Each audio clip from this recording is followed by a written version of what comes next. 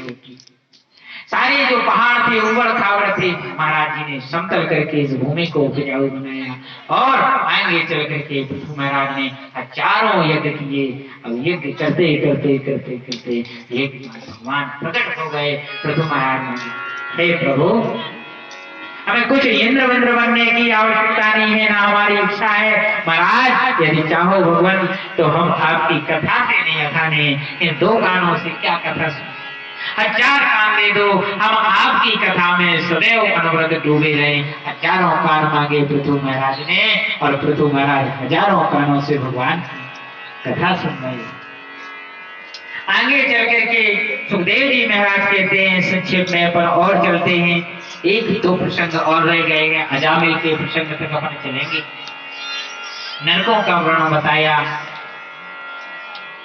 आचार्य सुखदेव जी कहते हैं, महाराज जो व्यक्ति पापी होते हैं, जो अनेक प्रकार से अन्याय अनाचार दुराचार करते हैं, क्योंकि भगवान के यहाँ जे तो भैया कोई वैसे ही वापसी कराते, वैसा ही लिए थे, जैसी आत्मा गई है वैसा ही, नहीं तो काय कहूं ये मिली होगी।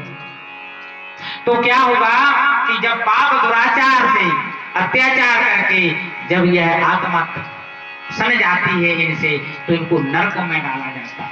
जब वस्त्र होता है कोई भी, जब ये मेलो हो जाता है, मेल लग जाए, तो इनके लिए क्या है, अच्छे साबुन सोडा, और नहीं छूटे तो फिर उठाओ तो मर जाए। और ऐसी कोटाई कराते हैं, ऐसी कोटाई कराते हैं कि तब चिपटो मेल काय नहीं हो, गलत बीमारी है। ये जो है ये नरक है, ये धोबी खा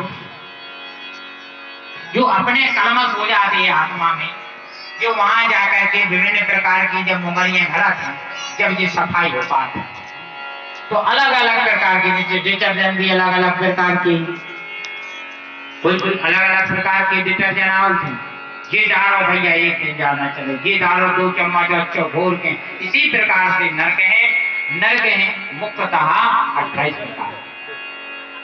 तामित्र, अनृतामित्र, रोरो, महारोरो, कुंभीपा, कालसूत्र, आतिशपावन, सुकर्म, पांडकु इत्यादि इत्यादि नरक हैं। नरकों के का नाम लेने सुन लो, कौन में पूजा, इनकी कहा चर्चा करो। सुखदेव जी कहते हैं कि जो पराई स्त्री, पुत्र और धन का हरण करता है वह तामित्र नरक में जाता है।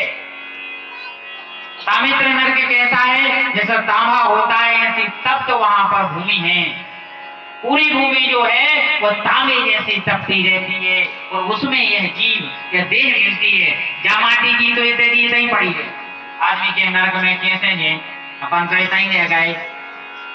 उसके लिए एक नारकीय योनि मिलती है, उस योनि में वह बांध करके जाता है और वह मरता नहीं। कोई सोचे कि अगर वो मरत हुए तो मर भी नहीं पाओ, उसे मुक्त भी नहीं हो सका।